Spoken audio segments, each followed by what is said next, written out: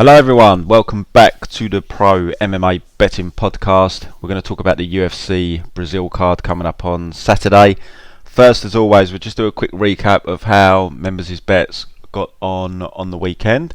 So we had a solid weekend. In terms of pre-bets, we had Sean O'Malley in a 3-unit 2-leg open parlay. Sean O'Malley cashed easily.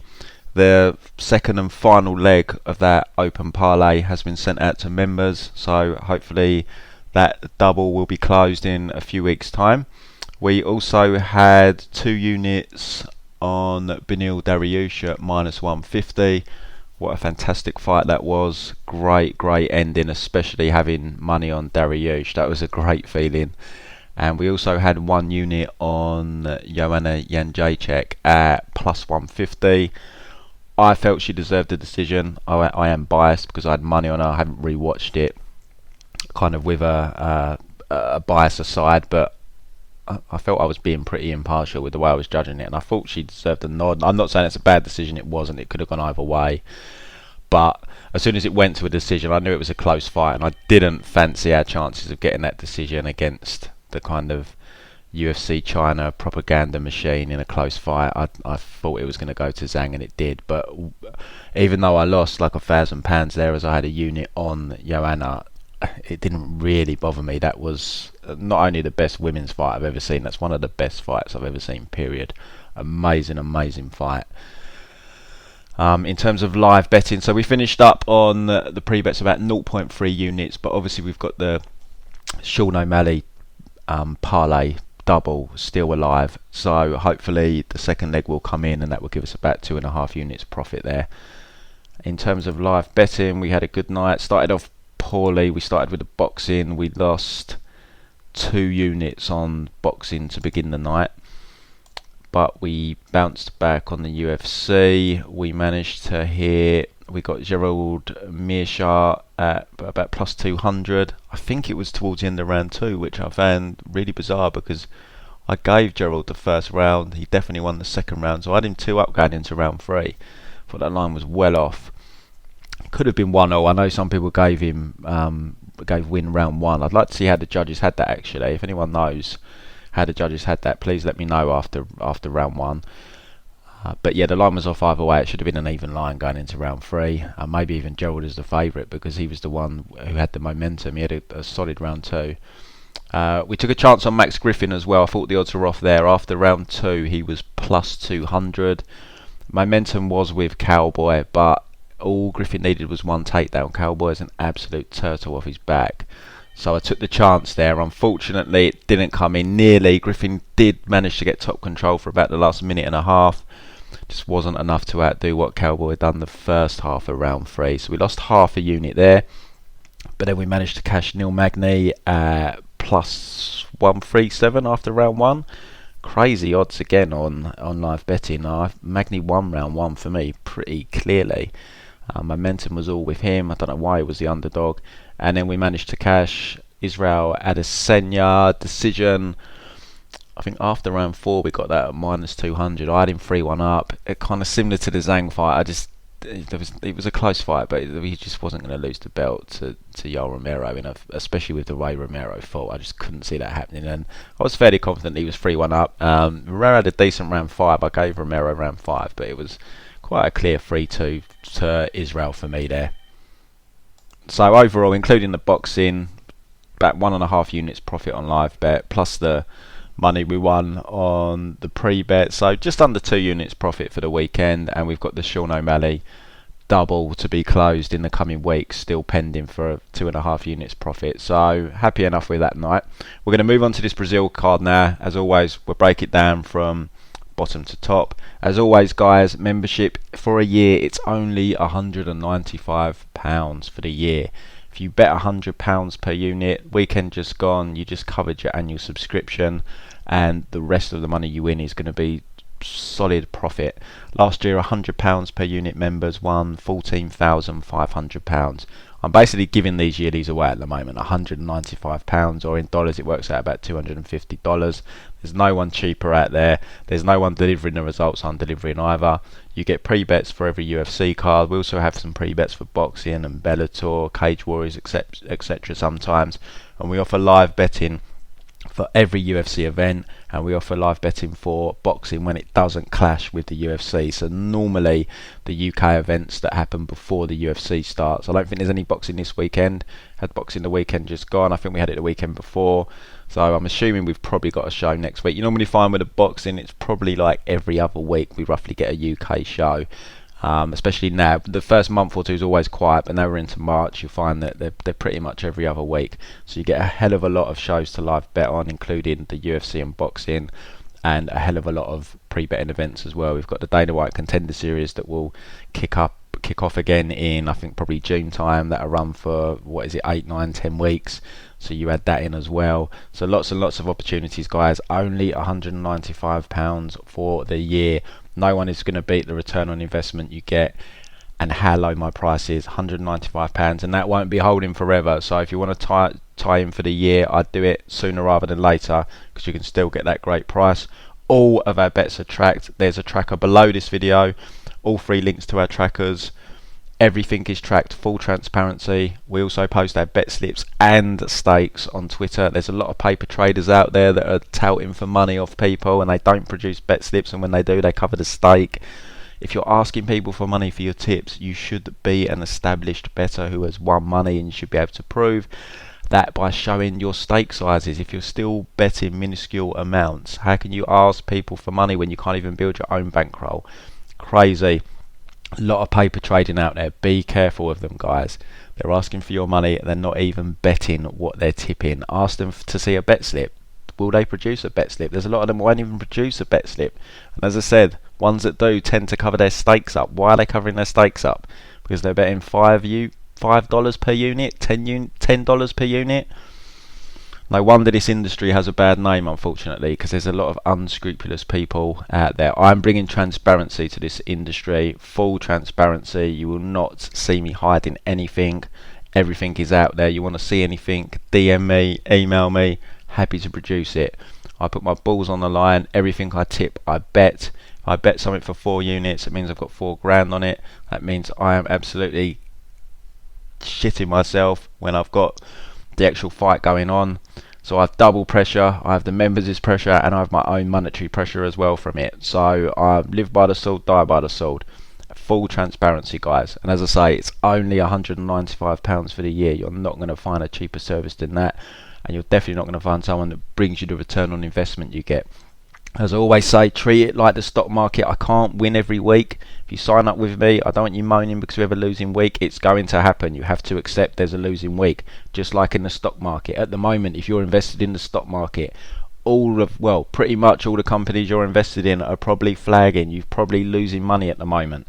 But it's a long ball game. They will come back. They will come back into the black. You just got to play the long ball game, guys. And it's like this. There's variance in this game. We have good spells. We have bad spells. We have mediocre spells. You've got to look at it as over the course of a year. We will make money over the year. And as I said, last year, £100 per unit members won £14,500. But this isn't a get-rich-quick scheme. I'm not going to pretend it is. It isn't. Such things don't exist. You've got to play the long ball game here. You've got to stick with me. You've got to stick with the units I recommend. Take full advantage of the full service, and that includes the live betting. Live betting is free money, guys. It's the easiest money you're ever likely to make. If you're not taking advantage of the live betting and it's something you have access to, I know American members have had problems in the past with regards to live betting, and they only offer it in between rounds. Guys, use Bet Phoenix. A lot of the American members I have are using Bet Phoenix. They seem to mirror Bet365, which is a huge book in Europe, and Canadians have access to it as well. The best site for live betting. They seem to mirror their odds, so jump on Bet Phoenix. There's no excuse. I know you've got to put time aside because you need to be there for a full UFC show, and you're looking at 3-4 hours.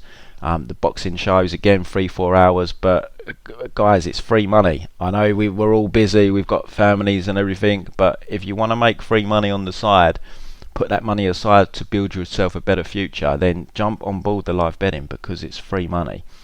But anyway, you can sign up to the packages, ProMMABetting.com. Go to I think it's premium membership, something along those lines. You'll see it on the website. DM me if you want any information with regards to the packages. Give us a follow on Twitter at Pro MMA Betting. Please hit the like button on here, it really helps with the algorithm. And please hit the subscribe button as well, trying to get the members for this channel up ASAP. And as I always say with regards to this betting podcast, guys, it's different to most of the other podcasts. I'm not going to just pick, oh, I think X is going to win, oh, I think Y is going to win. I look at the value. If I think there's value on someone, I'm going to pick them to win on this podcast, because we look at the value in the betting line. There's I don't know if there's hundreds, there's dozens of podcasts out there where people are just picking X fighter to win, even if they're a minus 500 favourite. If I don't think there's any value on that minus 500 favourite, and I can see a path to victory for the guy that's sitting at plus 350, I'm going to pick the plus 350. This is what we're all about, making money. So if I see value, I'm going to pick that. So when you see a pick, so I get some comments sometimes going, oh, why did you pick this person? If you gave me even odds, guys, I'd probably pick the big favourite. Or if you gave me the big favourite as a slight favourite, I'd pick the slight favourite. But we're talking finding value. So if I don't see any value and I think there's some value on the underdog, I will put them as my prediction in this podcast. So please bear that in mind when you look at my picks. I'm not necessarily picking who I thinks wins. I am picking where I think the value is. Like I said, if you give me a big favourite at even money, I'm probably going to be taking that big favourite, but not the case when we look at the value. So bear that in mind when you look at my picks. This is a value-based betting podcast. I'm not just going to pick everyone who I personally think wins. I'm going to pick where I think the value is.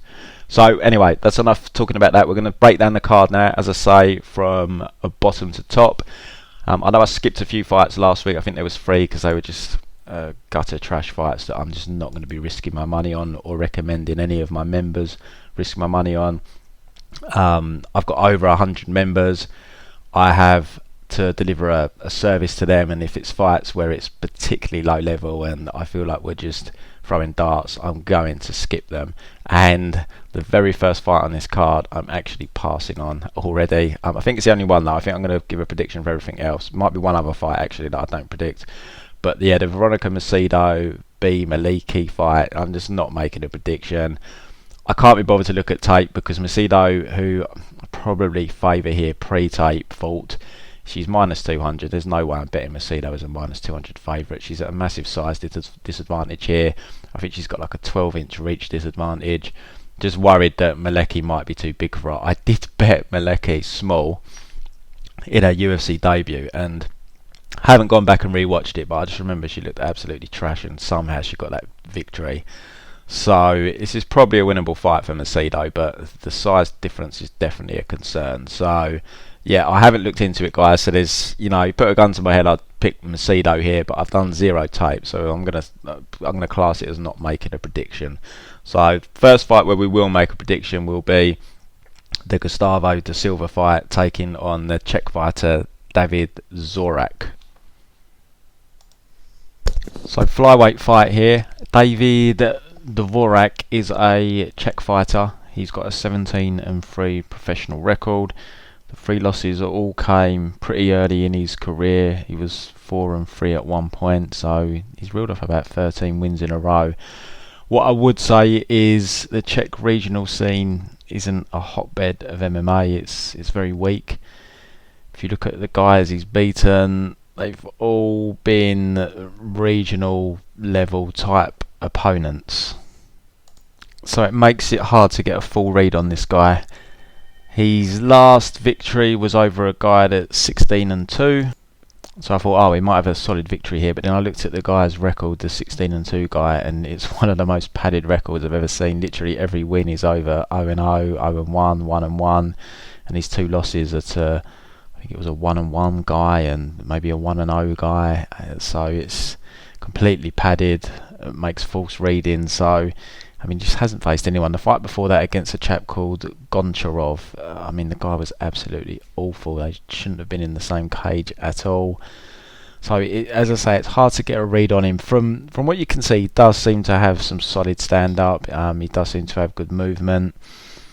But in terms of, he's not been into round 3, I think it's for 10 years, so it's really hard to get a read on his cardio. Not only that, but because he's not been facing any adversity in any of these fights, so it's really hard to get a read on his cardio. And the same with his wrestling and grappling. The guys are just so inferior to him on this regional scene. You just can't get a full read. There is a grappling spell, I think it's against Salembeek Demayev at the end of round 1, which didn't fill me full of encouragement with regards to David's defensive grappling, but I'm going off a sequence that lasted maybe 45 seconds. The round ended, so they reset it obviously at the start of the second round, so you didn't get to see how that would have played out, unfortunately. That was about 18 months ago, but otherwise it's just tough to get a full read on a chap like this. I've seen it before when guys like this have come into the UFC and they've not looked ready, and I've seen it the other side as well where guys have come in and they've looked really good. So this could go either way for David. I'm just not really sure which way.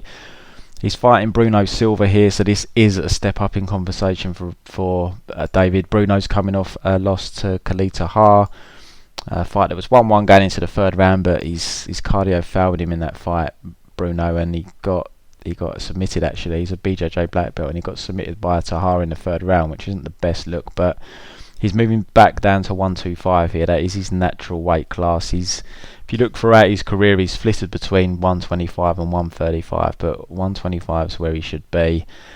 Tahar, no, I actually quite rate Tahar. He's got some massive power in his hands for a bantamweight fighter, real aggressive, and he's also got a draw on his record. Silva versus Casey Kenny. I have found that fight. It's on a site called Youku.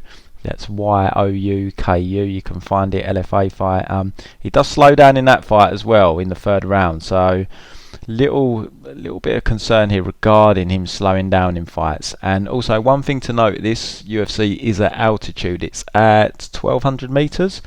So 1,200 meters, to put it into context, is 3/4 of a mile. Denver City, you might remember some UFC shows being in Denver City. Denver is 1 mile altitude, and Mexico City, which I believe is the highest altitude out of any locations that the UFC hold their events, is about 1.5 miles altitude roughly. So this is at 3/4, so it's kind of half of Mexico City. Is it going to play an impact in some fights? I don't know. We aren't littered with heavier weight fights here. Let me have a quick scan. I don't think we go above welterweight, do we? Just having a quick look at the card. Well, we've got the Johnny Walker fight. That is light heavyweight. But besides that, all the fights are welterweight or below. So we'll kind of make note as we go through the fights as to anyone that maybe has some cardio issues, but you normally think the altitude will play a part more in a 5-round fight perhaps, or if the guys are of a heavier weight. But we'll kind of raise that flag as we go along. So potential red flag there for Bruno fighting at altitude, but on the flip side, he is Brazilian. He will be used to fighting in there, because their arenas as well can be quite hot and humid, so I imagine he'll be used to that, being a Brazilian. And David is fighting on short notice here. It's possibly his first fight out of the Czech Republic as well, so it kind of swings back on him a little bit in that respect as well. And this is a big step up in competition. Unless he gets a quick win, you're going to think he's going to face some kind of adversity, so hard fight to be very confident in. I think there was a little bit of value on Silva when he was the underdog. You know, as I said, the Czech Republic regional scene is not very strong, so that record might look better than it actually really is. But we'll find out on Saturday. But I think there was a bit of value on Silva when he was the underdog. He's now flipped to a slight favourite. I don't really think there's much value left on this fight now, guys. I think it's a pass kind of either side. But I think if you took Bruno when he was a plus number, I personally think you was playing the right side there. But now, with the way the lines are and the unknowns, I think you should be passing on that fight personally. Final fight on the Fight Pass prelims is Maia Silva taking on Marina Moroz. I'm passing on this one, guys, purely because with Silva, I just can't get a full read on her. You've got her Contender Series fight, which is over in 1 minute. You've got a UFC debut against Gillian Robertson, which is over in the first round. I can't find her split decision win over Firmino. So, I just can't risk money on something where I'm literally basing my bet off of what would be 6 minutes of tape, 2 fights that are both over in under a round. It's just impossible for me to get a full read on it. She's not fought in about 18 months either, so it could be improvements there. I'm not sure why there's been a layoff. Marina Moroz is, you can get a read on her. There's plenty of tape to get a read on her, but it's just a past fight just purely based on her opponent. I can't get a full read on her from what's available, so past fight for me. But if you do like taking your gambles and speculating, I've got to say I'm a little bit surprised Marina Moroz is the underdog here, but it's just not my style of betting, so I won't touch it. But I haven't looked into the fight in terms of stylistic standpoint and so forth, but I'm a little bit surprised she's the underdog there. Let's put it that way.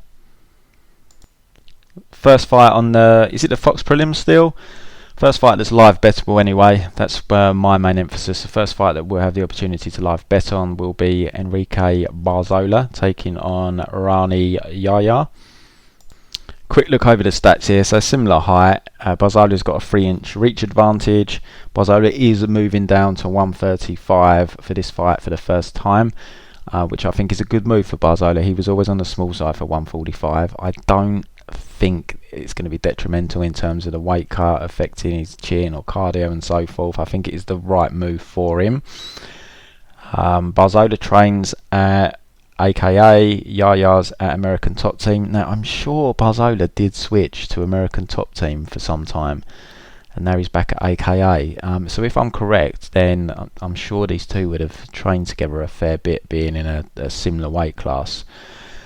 Strikes landed per minute, Yaya's very low. He's up at about 1.5 strikes landed per minute. Barzola's basically at 4. Strikes absorbed, Yaya is similar to what he lands, 1.5. Barzola up at about 3, absorbs 3 significant strikes per minute. Takedown average, Yaya's basically 3 per 15 minutes. Barzola almost at 5 per minute. Takedown defence, Yaya 22%, but no one really takes him down. I wouldn't read much into that. Barzola 68%. His takedown defence is actually very solid. He's very good at scrambling, so it's difficult if you do take him down to keep him down. And most of those takedowns that give him that 68% were probably in the Evloev fight. So the stats make interesting reading here. Barzola, as I said, moving down in weight division. So that adds a bit of an unknown here, but I think that is the right decision for him. Yaya, 35 years of age now, I believe. American Top Team. We've not seen him for literally a year. They lost to Ricky Simon, and it's quite a similar stylistic fight here against Barzola. Now Yaya's we know he's got world-class jiu-jitsu skills, very, very good grappler. His striking isn't terrible, but the one thing to note on his record is he doesn't have one knockout victory, even a TKO from ground and pound. So he's literally submission, or if he doesn't get the submission, things tend to go south for him, basically. I mean, he's been in the UFC a long while now, but he doesn't really have a signature win. I'm just scanning through his UFC opponents. I mean, his best win is probably Mike Thomas Brown, going all the way back to 2011, but I mean, outside of that, you look at who he's beaten, and honestly, I don't know who the best name is out of them. I mean, some of them are decent fighters, but most of them have been cut by the UFC now. And I mean, honestly, is Luke Sanders maybe the best win on his record? I don't know, but his last time out, he lost to Ricky Simon. He's got a loss to Joe Soto. That was a fight. I think that was in Brazil. He gassed out badly in that fight against Soto. Soto just kind of out-grappled him in a way and out-struck him. He did slow down. There was a head clash as well. I don't know how much that affected him. But Yeah, I mean, where's Yaya going? 35. He's never had a significant win in the UFC. He's just, I mean, he's been matched, in a way, he's been matched quite nicely. I mean, even in his losses, he's not really faced anyone of note. He's got a win over Hirota, actually, back in 2013. That's probably his best UFC win, I guess. Would you regard that better than Sanders? Oh, I don't even know. But yeah, I mean, there's just nothing to note there. And like I said, he's been matched quite nicely throughout his career. He's been in the UFC a long time. But yeah, I mean, he's a dangerous guy if he's grappling, but I just don't really know where he's going career-wise. Barzola, a difficult guy to face. He gets in your face. He's tough. He brings a high pace. He's got good takedowns. His striking is improving. I think it looked the best it's looked against Evloev. He scrambled really well against Evloev as well. When Evloev was trying to hit takedowns, he was either stuffing them or scrambling back up very quickly. Does give his back up, so he's got to be careful with that against Yaya if Yaya's shooting. But Yaya's takedowns aren't the best.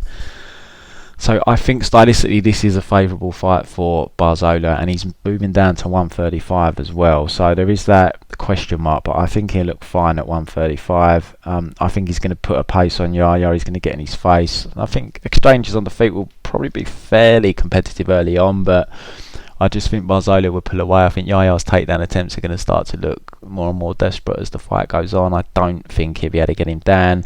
I think his best chance is off a scramble, managing to take Barzola's back, and I think he will need to finish because I don't see him being able to do that 2 or 3 rounds. So I do favour Barzola here. The line was sitting in the -130 region for quite a while. I think that's a very solid play if you got that.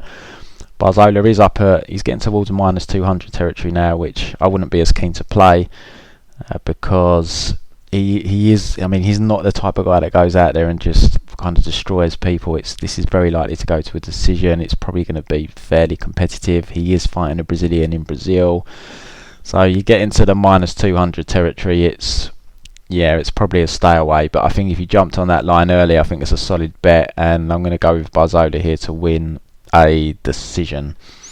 Next up, I think we've got Zaleski against Kunchenko. Let me just double check the fight order. Yep, Zaleski Kunchenko. Surprised it's not on the main card. It's only a 5-fight main card. I've noticed that lately actually. They all seem to be 5-fight main cards now, as opposed to they used to be 6, which, well, I am going to moan a little bit because it's 1 less fight we get to live bet on. Instead of 10 we get 9, but on the positive side it means the shows will finish a bit earlier in the UK because we have 1 less fight on the main card. So swings and roundabouts.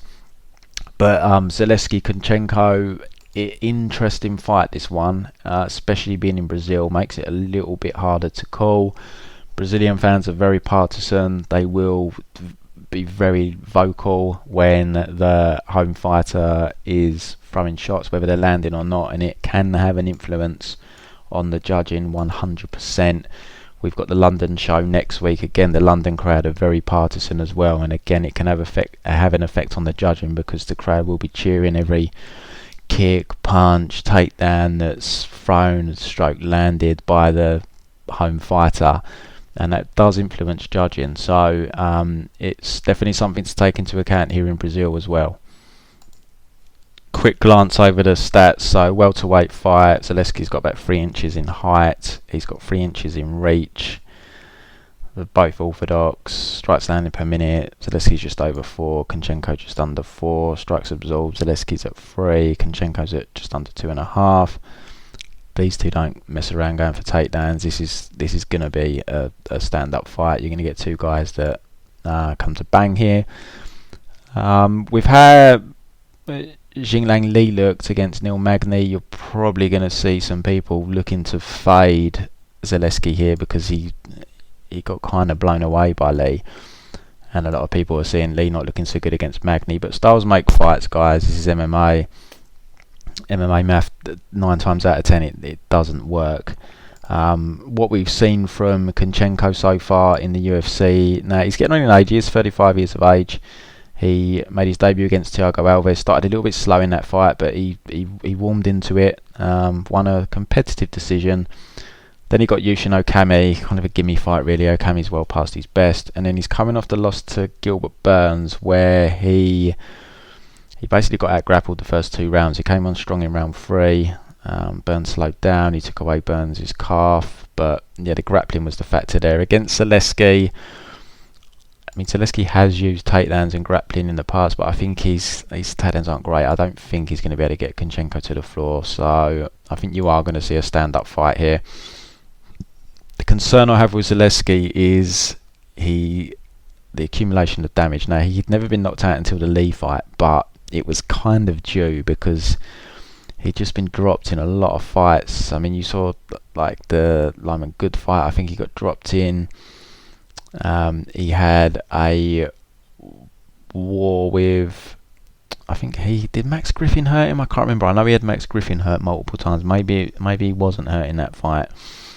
I'm just trying to look who else. I'm sure he's been dropped in a few fights. Maybe I'm not correct there actually. Maybe it was just a Lyman Good fight where he got rocked, and apart from that he hasn't been, because I don't think he was hurt against Griffin. Sean Strickland he took out very quickly, and then he had the overmatched Luigi Vendramini, and then Curtis Minida he took down and subbed. So yeah, maybe I'm talking crap there actually, ignore me on that one.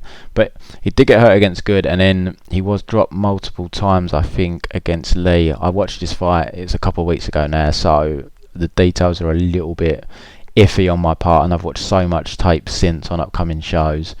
I am forgetting some minor details here, or well, significant details if I'm saying he got dropped a few times and he didn't, but I'm sure Lee dropped him a few times before he got that knockout in the 3rd round, so that's a slight area for concern. Kunchenko is, I mean, Zaleski likes to be in a brawl, that's where he's comfortable. Kunchenko, not really his style. He is more of a technical striker, albeit I think he's going to have to try and get in Zaleski's face here.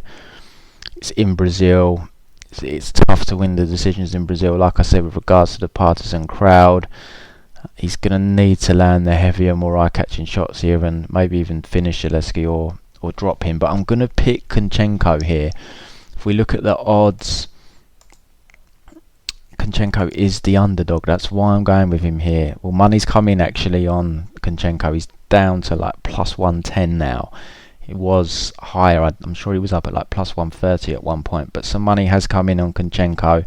I think he is the right side as the underdog. It's going to be a stand-up fight. I've got a few question marks regarding Zaleski's chin. He's coming off the knockout loss. Kunchenko still, well, he's coming off his first MMA loss, which might be a good thing for him because he's not carrying around that weight of having an unbeaten record anymore. He doesn't really have to worry about the grappling so much here. I know Zaleski's used it in the past. He used it against Milinda, but I can't. But Milinda's takedown defense is abysmal in his bottom game. I can't see him getting Kunchenko down. So I think Kunchenko can relax into his striking a little bit more here. But it's definitely not a bet I'd go big on because I can see it being a competitive fight.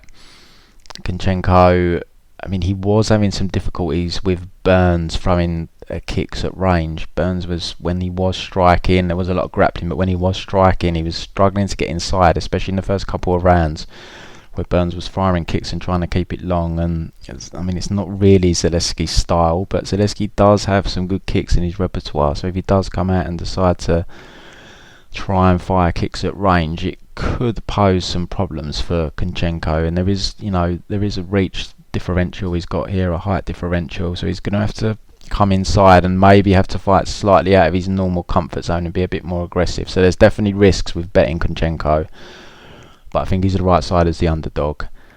But that line is diminishing. I mean, he's like plus 110 now. I imagine by fight night you could be looking at an even money line or Kunchenko even a slight favourite, but it is a risky fight to bet on, especially being in Brazil. So I'm going to go with Kunchenko decision, but I'm not confident. I think that's a tough fight to call.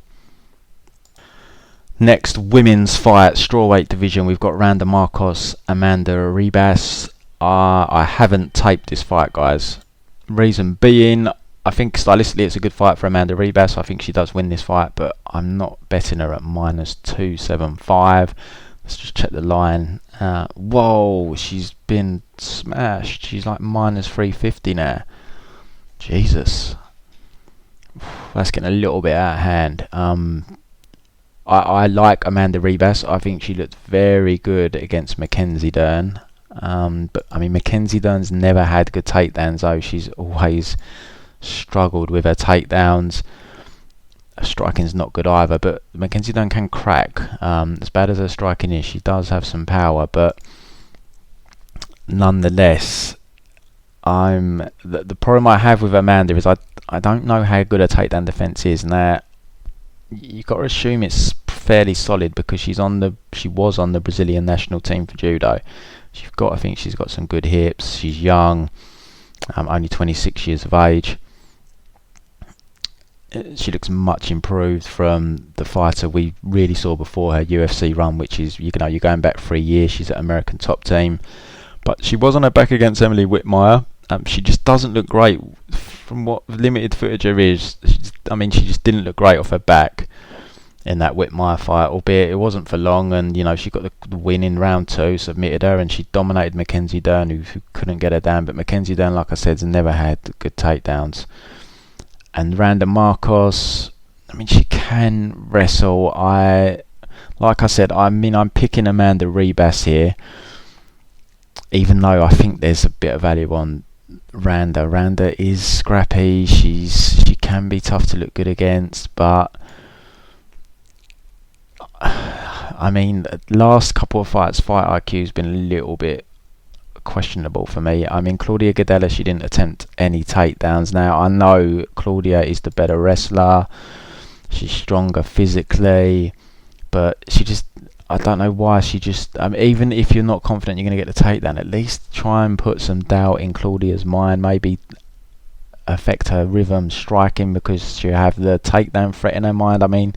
Maybe she thought if she took her down, she's not going to keep her down. Claudia is a very good grappler, but I just thought it was wrong of her just to go out there and just solely strike and not even attempt a takedown.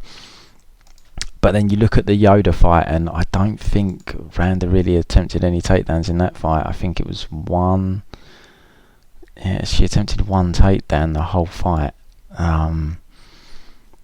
So it's like, does she think she's a striker now? Is she going to just try and strike with Ribas?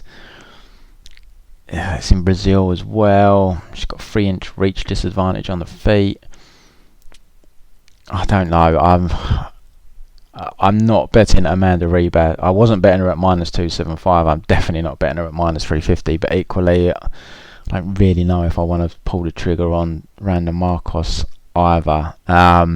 You look at Randa's record as well, and she has the dreaded win. Oh my God, it goes back a long. Is it a whole UFC career? Loss, win, loss, win, loss, win, loss, win, loss, draw, then the win, loss, win. Oh my God, she's due a loss. That record is crazy. Literally win, loss, win, loss, win, loss, win, loss, and she is due to loss. So that is nuts. Her whole UFC career. We're going all the way back to 2014. So according to that, she's definitely going to lose. But yeah, I have to pick Amanda Ribas here, but I can't be betting, especially the current line. No way. No way. But it'd be interesting to see what Randa's game plan is here. Is she just going to be content to strike? Is she going to pursue the takedown? If she can get a takedown, like I said, Ribas isn't great off her back, but you might find that she needs 2 takedowns to win this fight, to get a couple of rounds in the bag. So I'll go with Ribas, but it's definitely a pass for me at the current lines. What I'm going to do actually, guys, as well, let's just have a quick look back through the fights that we've broken down so far. Just see if there's any value on the inside the distance goes to distance lines. Couple that actually catch the eye. You've got the Bruno Silva David Dvorak fight. Now, like I said, there's a lot of unknowns here, so it's a hard one to be confident in. But this is a men's flyweight fight where fights tend to go to a decision, and the fight goes to a decision is +145. I do find that quite surprising. I think that might be worth a bet. It's a little bit of a unknown stroke blind bet, which I don't love doing, but men's flyweight fight plus number for it to go to a decision, I find that interesting. Like I said, there's unknowns. If David gets taken down, he might be completely out-grappled by Bruno Silva. And who knows, Bruno, if he gets stuck on the feet here, he might just be completely overwhelmed. But I think people are looking at David's, or the bookmakers are looking at David's record on the regional scene, seeing all them finishes and thinking he's a finishing machine. What you find 9 times out of 10 is when these fighters come to the UFC, they suddenly start going 3 rounds because the jump in competition is huge. So that is definitely an interesting line. Like I said, it's a bit of a blind bet because we don't quite know what we're getting with David, but for a men's flyweight fight, I think there's some value there. And the other one that caught my eye was Barzola Yaya. Fight goes to a decision, -185. Surprised that's not a bit higher. Barzola isn't a finisher. Yaya isn't an easy guy to finish.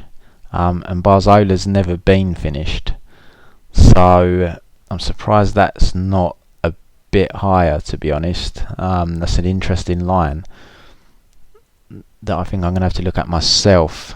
So yeah, they're the 2 so far that have caught my eye, just looking at the fights we've broken down. Last fight before we get to the main card, we've got Jussier Formiga taking on Brandon Moreno. Quick stat check. Moreno is a couple of inches taller, 3-inch reach advantage. Strikes landed per minute. Formiga is down at just under 1.5 strikes landed per minute. Moreno is up at 3.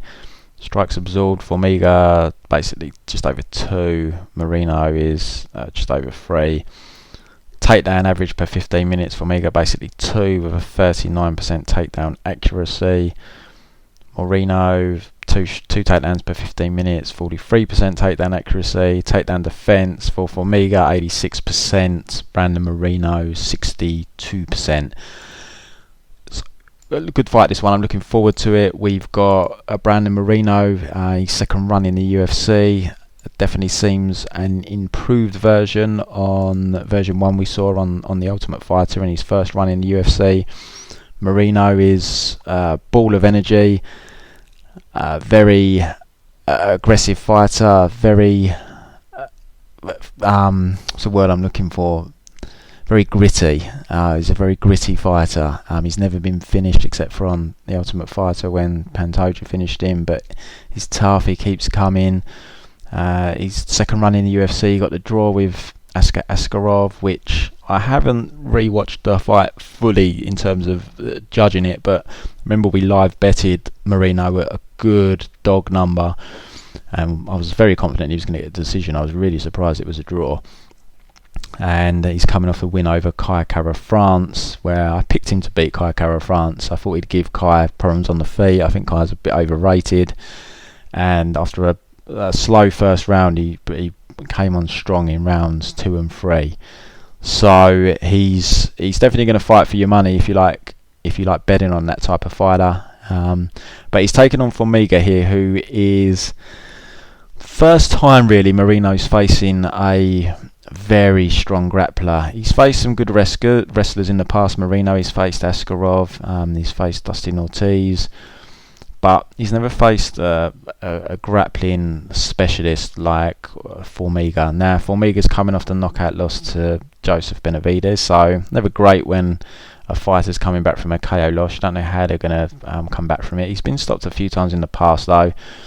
He's 34, almost 35 years of age now, trains at American Top Team. But before that loss to Benavidez, he was on a very solid run, 4 fights in a row, and the last 2 wins were over Sergio Pettis and what, if he'd made weight, would be the now flyweight champ, Davison Figueiredo. So you've got to imagine Formiga is going to be pretty motivated here, even though he's getting up in age. If he can beat Brandon Moreno, I mean, it kind of puts him... I don't know what's happening. I think Figueiredo Benavidez is happening again. Now, you've got to think, especially if they do rematch and the same thing happens and Figueiredo wins, you've got to think that Formiga's got to fancy his chances of possibly beating Figueiredo based on their first fight. So when you kind of get up there in age as he is, 34, 35, it's getting up there in age for a flyweight fighter. motivation starts to become an issue, because normally by then, if you would have kind of got to the top of the top, you would have done it by then, especially in this kind of weight class. But there's still some hope there, some light at the end of the tunnel, I think, for Formiga. So I think he still will be motivated. I don't think that's going to be an issue here. But he is coming off the KO loss. But before that, good 4-fight win streak. If you look at Formiga's career in its entirety, I mean, he's only ever lost to Joseph Benavidez twice. Benavidez stopped him both times. Seems to be a bit of a bogeyman for him. He lost a close fight to Henry Cejudo. Henry has improved since they fought, but so has Formiga. And he lost to John Dodson, and he's got a loss way early in his career to Ian McCall. So he's only lost to very solid fighters. And he's got the Ray Borg loss as well, which was extremely close fight. It looked like he was going to win the decision. He had Ray Borg's back in round 3, and Ray Borg managed to turn into him with about 2 minutes remaining. And Ray managed to do some good damage with some ground and pound. He cut Formiga, and it got him the decision, even though it was in Brazil. But it was a really, really close fight. But Formiga's one of the best backtakers in the sport. Ray Borg's just extremely good at escaping when someone has his back. Like he just escapes anyone's backtakes. But Formiga has solid takedowns. We've seen him use them against Sergio Pettis. We saw him use them against Davison Figueiredo. He hit some lovely shots on Joseph Benavidez, coupled them, took his back. But Joseph Benavidez, along with probably Ray Borg, is one of, if not the best scramblers in the sport. Anyone else, Formiga would have secured that back and had control for X amount of time, but Benavidez is so good at scrambling, so he managed to escape them positions. As I say, anyone else, I think they're getting their back taken. Now, Brandon Moreno is very scrappy. I think he's got the advantage on the feet here, but I'm not convinced about his takedown defence. I don't think it's great. He does scramble well, but as I mentioned earlier, he's just never faced a strong BJJ specialist. Askarov, Dustin Ortiz are, they're good grapplers, but they're more wrestlers first and foremost. He does give his back up when he's trying to get back to his feet. As I've already said, Formiga is one of the best back takers in the sport. I can just see Formiga having enough control time in the grappling to win the decision here. I went into tape thinking Formiga doesn't actively pursue takedowns, but I mean, I watched the Pettis and Figueiredo fights and the Benavidez fight, and he does go for takedowns, and he's pretty good at them. He times a double nicely. He's got a decent single leg. The way he uses the single leg as well is if he grabs the single and you manage to retract your leg. As you do that, you're on one leg, so you're off balance. So a lot of fighters will kind of turn their back to catch their balance. He will then grab the rear waistlock and take you back. So it's quite clever how he does that. So yeah, I expect him to fight smart here. He's at American top team. He's going to come in with a smart game plan. And like I said, he will see a title shot at the end of the tunnel. And he's already got that win over Figueiredo. So there's going to be no reason why in his mind he's going to think he can't win that fight. So I'm going to go with Formiga to win a decision here, basically through grappling control time. The line currently is, let's have a quick look at the odds. Formiga the line's kind of been holding from what I've been noticing. He's minus 160. It's down a little bit. It was at minus 175. I don't think that's a bad line. Goes the distance. Minus 290. Yeah, that'd be no interest there. That does surprise me though. I don't know why that's minus 290, and the Barzola Yaya fight, I really thought that would be more like minus 290. That does surprise me. A fight to go to a decision is minus 190. But yeah, so pass fight there goes the distance. But yeah, I mean, I can see why people would bet Moreno here, just because he is that kind of ball of energy. He's gritty, fight for your money. He's probably giving the edge on the feet here if it stays standing, but and he's looked good scrambling in the past. But Formiga's a different kettle of fish in terms of grappling control and positional control. So I have to lean Formiga here, probably to win a decision. I think he'll find it tough to tap Moreno, but I think he'll do enough to get at least 2 of the 3 rounds. First fight on the main card, we've got Brazil's own Francisco Trinaldo taking on John Makdessi. Don't bet against Trinaldo in Brazil. It's probably my best advice, guys. I think he's only lost in Brazil once, and that was against, let me just bring his record up. I think I will recognise the name when I see it. I think it was Gleison Tibau was the only time he's lost in Brazil, and that's against a fellow Brazilian. I am going off memory there though from when I've kept Ronaldo in the past. I'm sure that's correct. Actually, no, I'm wrong, because he did lose to Pitor. Yeah, he lost to Hallman in Brazil. So he did lose to Hallman, but he got stopped in that fight. That was a submission. In terms of a decision, I'm sure it's only Tibau that's decisioned him. Even though I'm sure the Norman Park fight was in Brazil, and I scored that for Norman Park, but Ronaldo got the decision.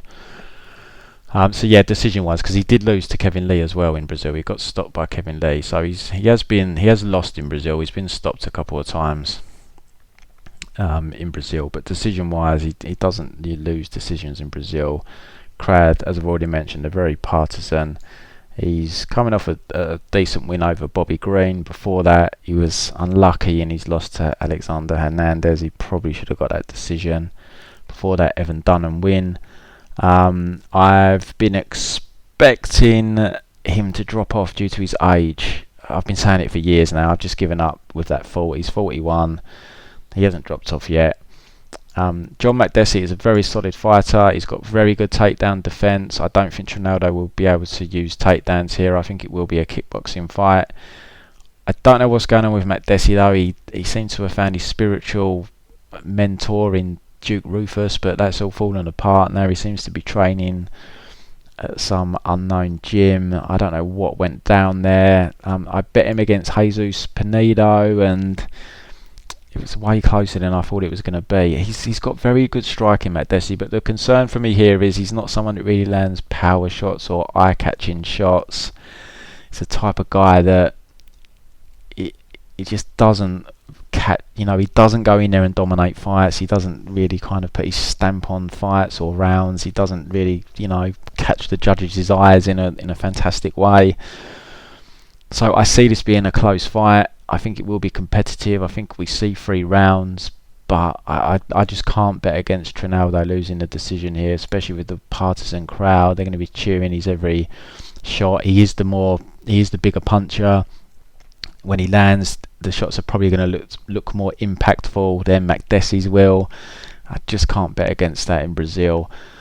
So I'm going to go with Trinaldo to win a close, competitive, maybe even controversial decision. So look, I can't fault people playing Makdessi at plus 140 here, but personally I just can't play it. I just don't see Makdessi dominating this fight enough to get the decision. Let's see what the goes the distance is. I don't get these lines, man. This is the same as Yaya Barzola going to a decision. William Hill even, it's minus 225, and look, I think this sees a decision, but I think Yaya Barzola sees a decision more often than this fight personally.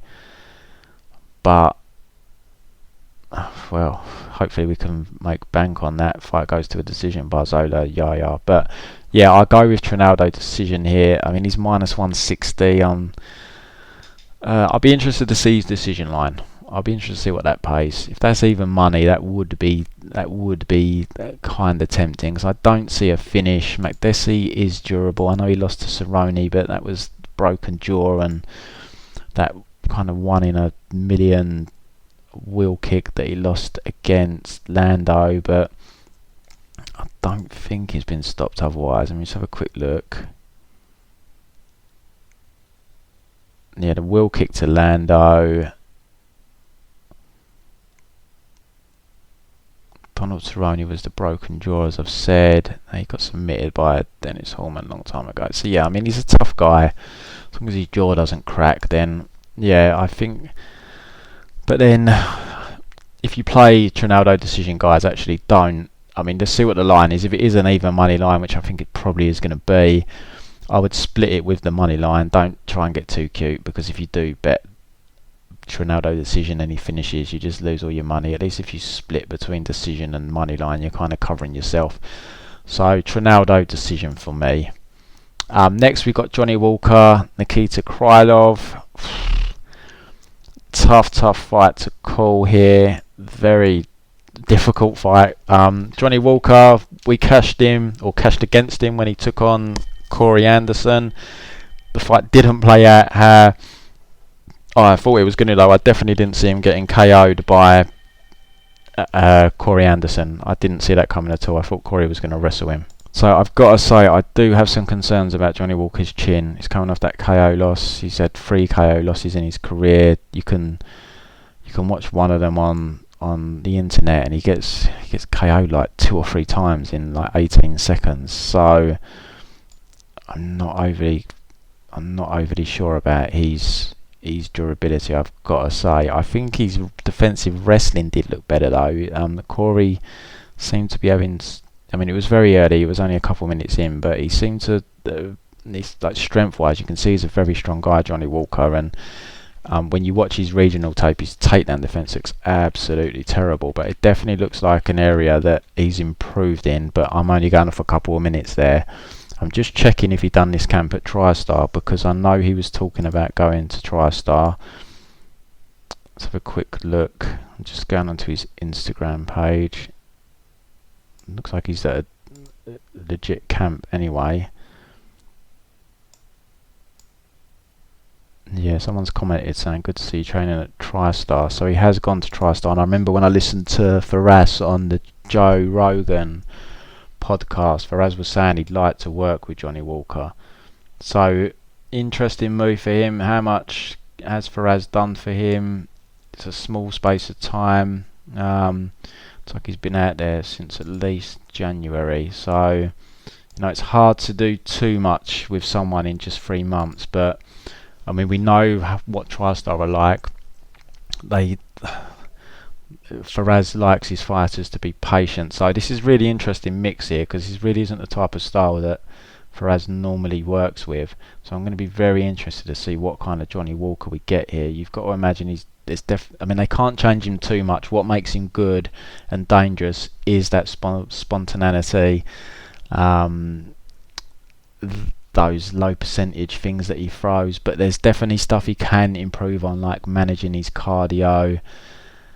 He throws a lot of flying knees and things like that. That, you know, if you don't get the early finishes, these are gonna drain your gas tank as the fight goes on. So you've got to be real careful with how you manage your energy throughout a fight, especially in the UFC, because it's not as easy to finish people. You are going to be taking those 3 rounds more in the UFC than you are on the regional scene.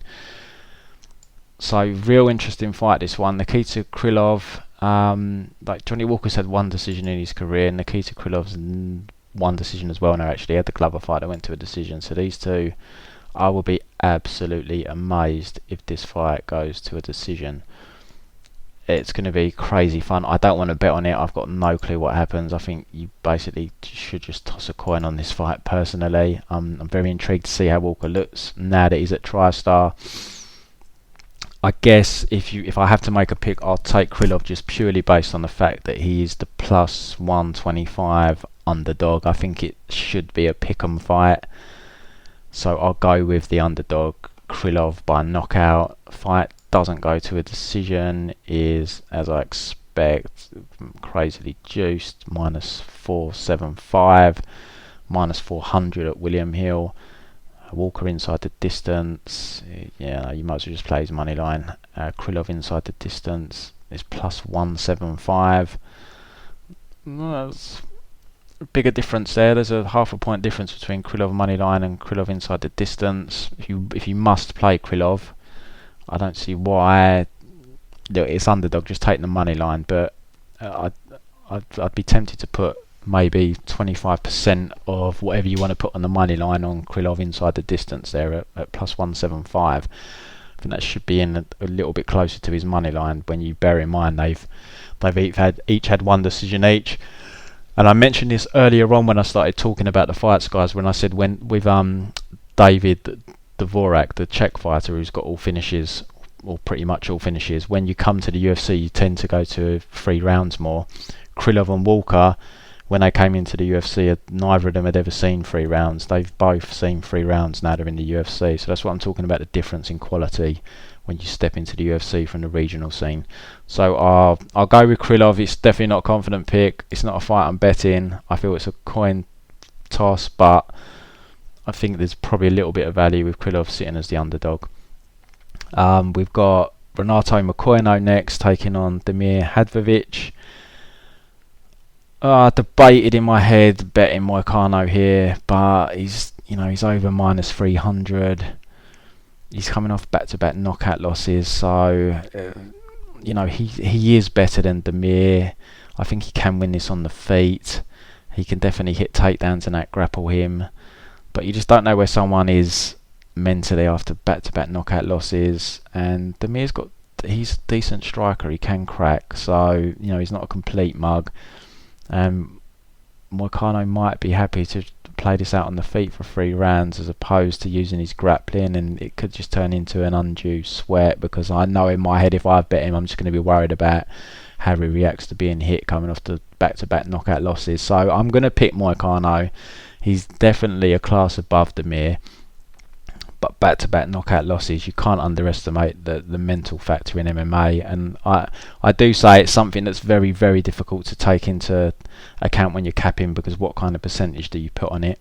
So I am still picking Moicano here, but I'd need a better line to bet him, just because of those 2 knockout losses and how they might potentially affect him. Well, they might not. He might come out and look great. I just don't know, but minus 200, maybe minus 225, I would have probably played Moicano, but I just decided ultimately I couldn't bet him in the minus 300 range. But he is a very good fighter. You saw what he did to Calvin Kattar. The guy's got solid stand-up, and he's a very good grappler as well. So I have to go with him here. I'm not very high on Damir, but price just a little bit too wide for me. Gilbert Burns, Demian Maia, co-main event. Interesting fight here. It's a very hard fight to be confident in my opinion. I think the line's a bit wide personally. I know Gilbert Burns was up at minus 200 at one point. He's now down as a minus 175 favourite, so a little bit of money's coming on Maia. I fully understand the argument of both sides here. If you're in the Gilbert Burns camp, he is the better striker. He's 9 years younger. He's a lot fresher. He's a very skilled grappler, one of the best grapplers that Demian Maia would have faced in his MMA career. So I fully get why people would like Gilbert Burns here. On the flip side, I can see why you'd like Demian Maia. Now, let's look at why you wouldn't like Demian first. He's 42 years of age. He's definitely on a decline. There's no doubt about it. His striking is never going to be great. It's always a weakness for him, but he is very durable. He's only been stopped once, Nate Marquardt, many years ago, and still seems a bit of a strange knockout, that one, and that was at middleweight. But he's extremely durable. He knows how to survive. But he's got bad cardio as well. He's kind of got 2 rounds in him, and then 3rd round you just know he's going to lose the 3rd round. So you're relying on him banking the first 2 rounds or getting a finish. He's got very good wrestling. Now Gilbert Burns, we haven't really seen his takedown defence overly tested because of his grappling pedigree. But when you have a look through, you can see a little snippets here and there, and his takedown defence doesn't look overly impressive to me. I did go back and I did look at Fight Metric and then watch the fights where it said he'd been taken down. Now, there's a few times where he's thrown body kicks and he's been taken down off body kicks. So I definitely, if I was in his camp, would be recommending he doesn't throw the body kicks in this fight. Rashid Magomedov, kind of in the clinch, managed to throw him down to the mat. It was kind of a bit of a weird takedown. But besides the Magomedov fight, you've only really got the Preservers fight to go off, where Preservers hit some explosive takedowns on him. So it's just hard to know kind of how good his takedown defence is. But I'm kind of think Damian, especially they was at 155 as well. This is at 170. Damian used to be at 185. I just think Damian can get some takedowns here. It's just, I'm not sure how the grappling plays out, because we've just never seen Gilbert Burns face a real high-level grappler in the UFCs. I mean, obviously Gunnar Nelson, but that played out on the feet pretty much. Whereas we saw Damian and Gunnar go to the grappling war, shall we call it, and Damian, pretty much completely dominated him past the midway point of round 1. So it's a very interesting fight, but I personally can't get behind playing Gilbert Burns here, especially as a significant favourite. But at the same time, Maia's age, wear and tear, cardio, if he doesn't get the finish, probably needs to bank the first couple of rounds. But Gilbert Burns did slow down against Kunchenko, but I don't know how much of the calf kick damage played into that. So I personally think this is dog or pass. I'm going to pick Demian Maia. I'm not overly confident, because I just don't know how Gilbert Burns is going to marry up in the grappling with Demian Maia. I don't really know what his takedown defence is like. No one really does. But Damian's coming off 3 wins in a row. Let's not ignore that fact, and let's not ignore as well who he lost to when he lost 3 fights in a row. Usman, Covington, Woodley, 3 tremendous wrestlers that he just couldn't get to the mat. I mean, everyone he's been able to get to the mat, he's pretty much beat. Let's not forget that. I mean, you've got to go back all the way to 2014 to when he faced Jake Shields and Rory MacDonald, to 2 guys that he could get down to the mat. Rory MacDonald only in round 1, which he dominated. Then he couldn't get any more takedowns and lost. But I mean, on the floor, the only person that's ever held their own with Demian Maia is Jake Shields. How is Gilbert Burns' grappling going to marry up? I really hope we get to see him on the max. It'd be very interesting. I don't know if Burns is in Maia's world or not. So I'm going to pick Maia here as the underdog. I think there's value on him as the underdog, but it's definitely not something to go big on. I can definitely see how he can lose this fight as well. I haven't bet it yet personally. I'm just umming and ahhing just because of the age and the cardio, and just thinking like if it's 1-1 going into round 3, then it's probably done. But he is sitting at plus 150, plus 1. I wish I'd taken him now when he was the bigger dog. He was sitting up at, well, it says on BFO plus 160, but he was definitely plus 170 at one point. I wish I'd just taken something on him then. So I'll go with Demian Maia. I'm not confident, but I think there's value on the line. I think it should be closer. I personally don't get the Gilbert Burns confidence.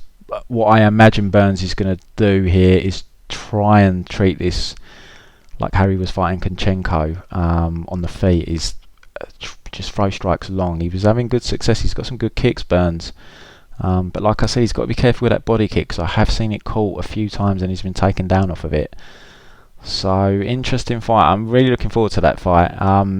This is something as well to bring in, is the altitude. I've not mentioned it since early on, but this is 1200 meters altitude, so that could affect. I mean, I've seen Gilbert Burns slow down in past fights. He did slow down against Kunchenko, but like I said, I don't know how much was the damage the calf was maybe affecting him. Maybe made him look worse than he was, but I mean, he definitely looked tired cardio-wise. But Demian Maia, already suspect cardio, and this is at altitude, so that could play a factor as well. So that kind of puts me off betting him even more. But I'll stick with my guns here and go with Maia to win a close decision. Main event, Charles Oliveira taking on Kevin Lee. Charles Oliveira, what a main event. Charles Oliveira is probably my favourite fighter. The guy, kill or be killed, such a dangerous finisher. But we think of him as a dangerous submission finisher, but man, he's been knocking people dead lately. Let's have a quick look at the stats. So, similar height. Kevin Lee's got a crazy reach for a lightweight, 77 inches, so 3 inches on Charles. He's a couple of years younger. Strikes landed per minute. Kevin Lee's up at almost 4. I think a lot of that will be the work he does from top control, not standing so much. Charles is just over 3. Strikes absorbed, both similar, both at basically 3 strikes absorbed per minute. The takedown average, this will be interesting reading. So Kevin Lee averages just over 3 takedowns per 15 minutes, 42% takedown accuracy. Charles Oliveira just under 3, 42% takedown accuracy as well. Takedown defense, Kevin Lee 74%, Charles Oliveira 58%. I think this is a very, very interesting fight, and I think it's going to be a competitive fight. Now, money has come in on Kevin Lee actually in the last, 24 hours. He's a minus 145 favourite now. Charles Oliveira sitting around kind of plus 120, plus 125. I think it's going to be a competitive fight this. I'm not confident on this fight either way. Kevin Lee, he's only 27 years of age, still young, lots of room for improvement. He's now aligned himself with TriStar, with Firas Zahabi. We saw his first fight under TriStar against Gregor Gillespie with that deadly head kick knockout over Gregor. Now, it was great, executed it brilliantly. I'm not going to pretend that I think Kevin Lee's now some kind of deadly striker. There's no luck in it because he threw it, he was meant to land it, but I don't think we're going to suddenly see Kevin Lee knocking people out on the feet. He's kind of caught between weight divisions. He's very big for 155. He's not quite big enough for 170. We saw him try and move up to 170 and just didn't work against RDA, who is an ex-lightweight himself. He just faded and ultimately got submitted in the 4th round. So he's moved back to 155. Can he make 155 healthily? I don't know. I mean, he looked alright against Gregor Gillespie. I remember at the weigh-ins against Gregor, it looked like he'd lost a little bit of mass. He didn't look quite as thick as he normally does. But it's definitely a tough weight cut for him. He definitely needs like a 165 division maybe. It'd be perfect for him. He's definitely caught between the two. As we know, he's a very strong wrestler. He's got a nice long reach, but he doesn't really have any power in his strikes. I know he just knocked out Gregor Gillespie, but it was a head kick. In terms of his hands, doesn't really have any power in his hands. And I've always worried a little bit about his chin. I wonder if that cut to 155 does affect his chin. We have seen him, we saw him got stopped against Leonardo Santos. I still think it was a little bit premature, that stoppage. Been rocked in a few fights, but it has held up better more recently. But Trinaldo did hurt him, but again, that was a head kick. So it's, if anyone lands a flush head kick, most people are going to get hurt. Can't call him chinny because of that, but Barboza hurt him, but again, it was another head kick. So I don't know. Maybe I'm being a little. He did take Al Iaquinta's shots okay in the rematch. He definitely slowed down though. So there's just a couple of little question marks I have in my head. It's just on his cardio and just in terms of him taking a solid shot. I've just never been completely sold on his chin, and I definitely don't think that weight cut that he has to go through helps him. But he's got very good wrestling. He's got very good top control pressure. He's very good at taking you back. Very physically strong.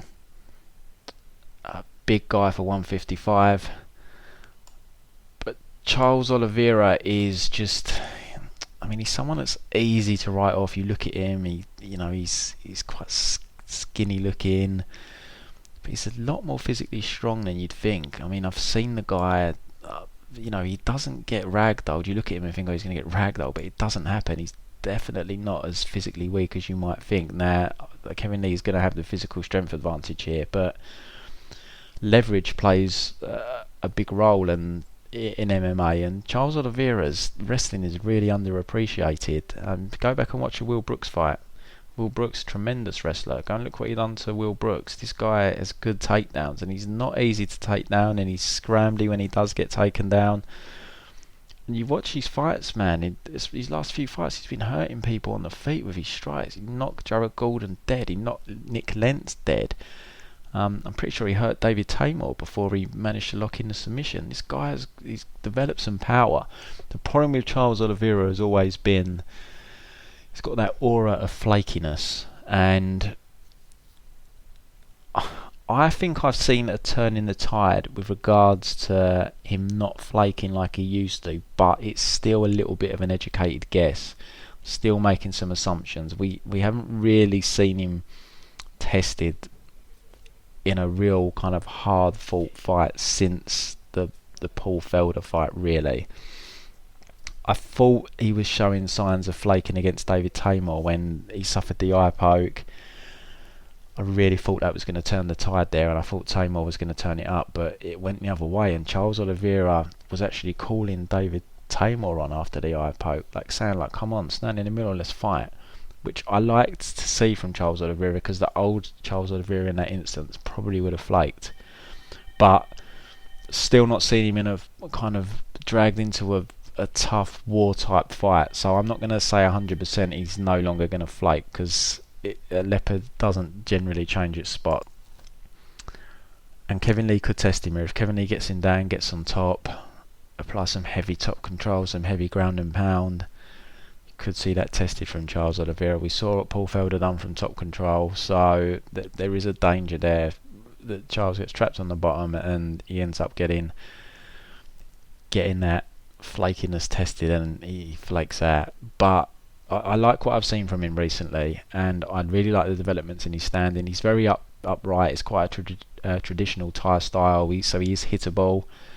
But like I say, Kevin Lee's not really a guy that packs power on the feet. He does have good reach though, and he does use those long straight punches well. But Charles Oliveira he's been cracking people dead, and I've not even spoke about his submission game yet. The guy is just deadly if you leave your neck out. Kevin Lee's got to be very careful when he's shooting. Kevin Lee basically he's a very good double or bust type wrestler, but he's not really a chain wrestler. He doesn't really go for single legs. Don't really see body lock takedowns, which I think if he's going to take this fight to the floor, I personally think he should be using body locks here. I think physically he can probably get Charles Oliveira down with body lock takedowns, but he does shoot double legs, and you've got to be very, very careful with your neck against Charles Oliveira. He's got them long, skinny arms. You get that under that neck, and that's all she wrote. People don't tend to escape once he gets that neck wrapped up. So Kevin Lee, I'm very interested to see what Kevin Lee's strategy will be here under TriStar. Will they say to him to keep the fight long? If they are going to be telling him to get top control, how are they going to be approaching that? Will they risk the double leg? Will they look for the body lock? I'm going to be very intrigued to see how he plays this fight. I really don't have a strong lean on this fight. I think it could go either way. I mean, I talk about Charles Oliveira flaking out in the past, but I mean, Kevin Lee tends to have he's kind of done it himself. I mean, the loss to RDA, then he had the rematch with Al Quinta, and just, he got out cardioed and kind of walked down in that fight, ended up losing the decision. Started well against Tony Ferguson, ends up getting submitted. I know he had the staph infection and so forth, and then kind of the loss to Leonardo Santos, a bit flaky. So it's not like they're both immune to not flaking, so it's a really interesting fight. I can see why people are arguing Kevin Lee, but I'm someone that I don't like betting against Charles Oliveira. He's just so dangerous. In my opinion, he's the best finisher in the sport. He's got 28 wins, 26 of them are inside the distance. The guy's just deadly. Yeah, he loses, he gets finished as well. But, like I said earlier, kill or be killed. So for me personally, I'm going to pick Charles Oliveira here just because he's the underdog. I know my record on picking these main events lately isn't great. I keep picking the underdogs and they keep losing split decisions. But at least with this one, I don't think I'm going to have any complaints about a decision loss, because it's not going to go to a decision. If Charles wins, I think he wins inside the distance. If Lee wins, I think he finishes Charles.